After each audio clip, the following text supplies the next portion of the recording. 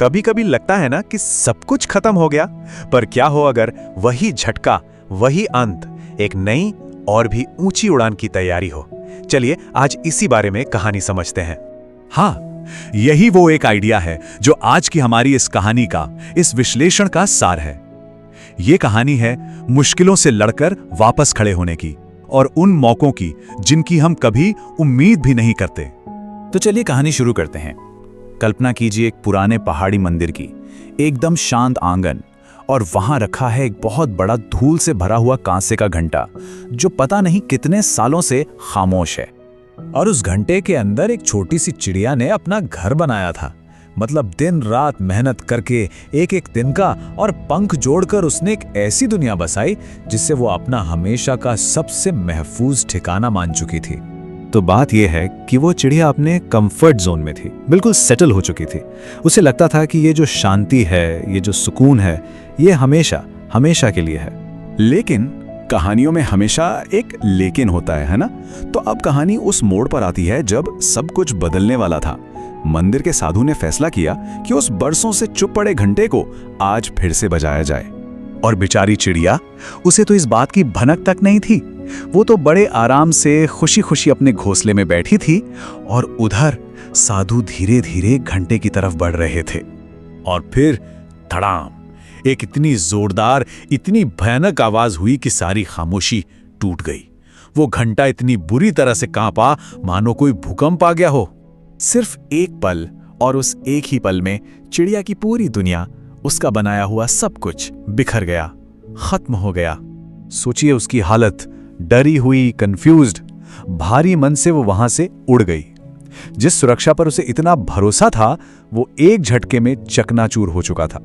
इसके बाद चिड़िया कई दिनों तक बस भटकती रही, थकी हुई, भूखी, बेघर। उसे कोई भी जगह अपने पुराने घर जैसी नहीं लग रही थी।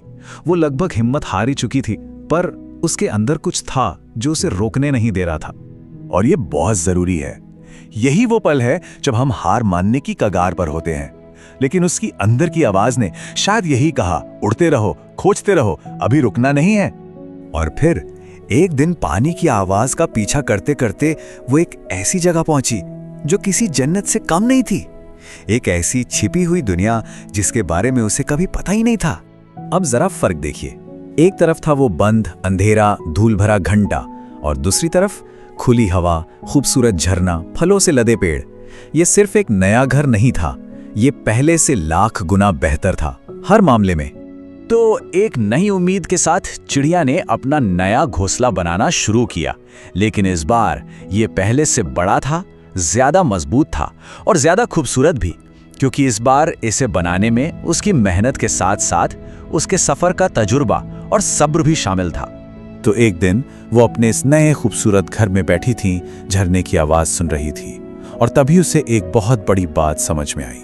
उसे ये एहसास हुआ कि अगर वो घंटा कभी नहीं बजा होता तो वो तो जिंदगी भर उसी छोटी अंधेरी जगह में ही फंसी रह जाती।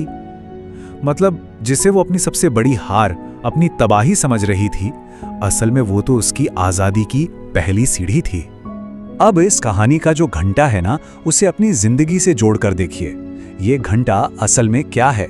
ये हमारी जिंदगी की वो अप्रत्याशित मुश्किलें हैं, जैसे नौकरी का चले जाना, कोई रिश्ता टूट जाना या कोई बड़ी नाकामी, जो हमें जबरदस्ती हमारे कंफर्ट जोन से, हमारे बनाए हुए घोंसले से बाहर फेंक देती हैं।